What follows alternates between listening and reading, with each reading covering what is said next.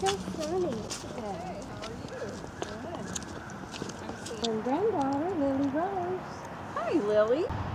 Our statue in the center is not a goddess or a saint. She is simply called Harmony. And the 4 quadrants of the garden were to represent a different aspect of life. Where the grotto was the wilderness. Then we've got the grapevines over here, and then there were 2 others, and I don't recall which they were supposed to represent. Oh, it's absolutely gorgeous all summer long. Now everything's pretty well fenced because we have frost stuff.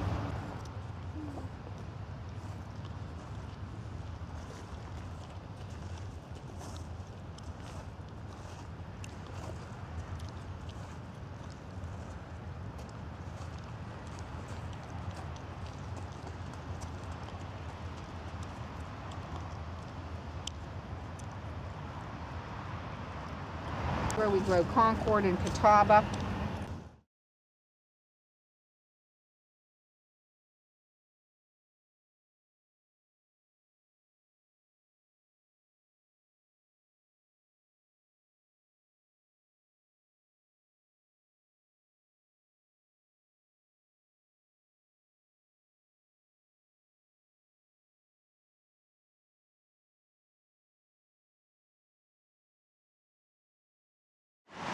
Anything unless they're really butchered up from the current owners.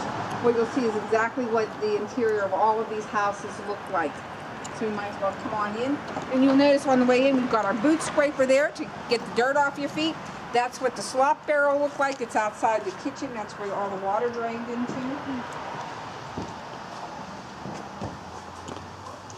Wipe your feet. Huh? You gonna wipe your feet? Come on in.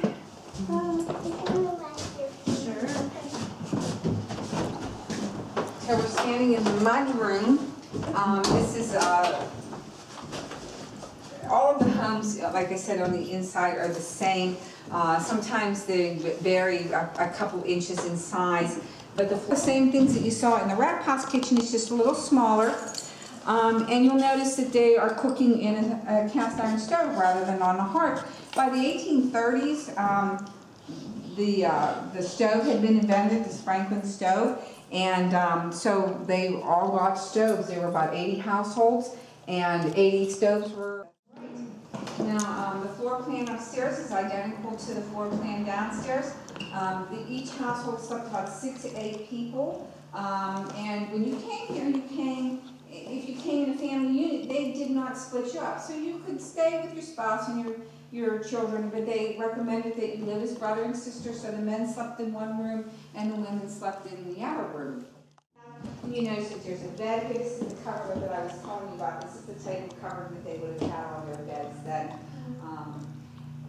Take off the amount of milk and cream that she needed for her household, and then she would put the rest of the milk outside, and the dairyman would come and collect it and take it to the central dairy, where they would put that in and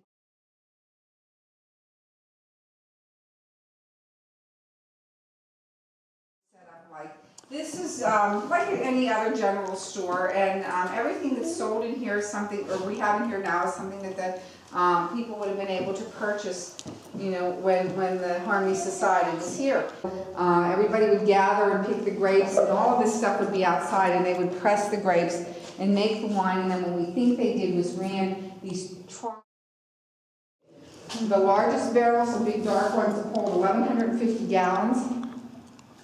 The new lighter ones were actually commissioned. We had a director here in the 1960s who decided he wanted to look into manufacturing economy wine again. And so he commissioned those barrels to be made. They got the process started, and I guess they couldn't get the correct permits or something. A special pen. Would you like to write? She's going to give you a special pen to write with. Yes. Okay, come on over here. Now I'm going to show you, and the grown-ups are welcome to do this too, if you like. I have plenty of paper here. We use this classroom for our children's course. And the way this works is now, wait, let me show you how to do it, because if you're not careful, you'll make a mess, and then your mother will not be happy. So here are some So Will Ken, you scoot over and I'll sit next to you? She's gonna, these are Old Economy Village, located near Ambridge, Pennsylvania, is one of this country's earliest religious communes. Founded in 1804, it is the story of about 800 followers of George Rapp, who separated themselves from the Lutheran Church in Germany to live what they believed was a Christian lifestyle more in line with the New Testament. They were known as the Harmony Society, and they became world famous. Their community drew visitors from around the world, including German royals and U.S. President Zachary Taylor.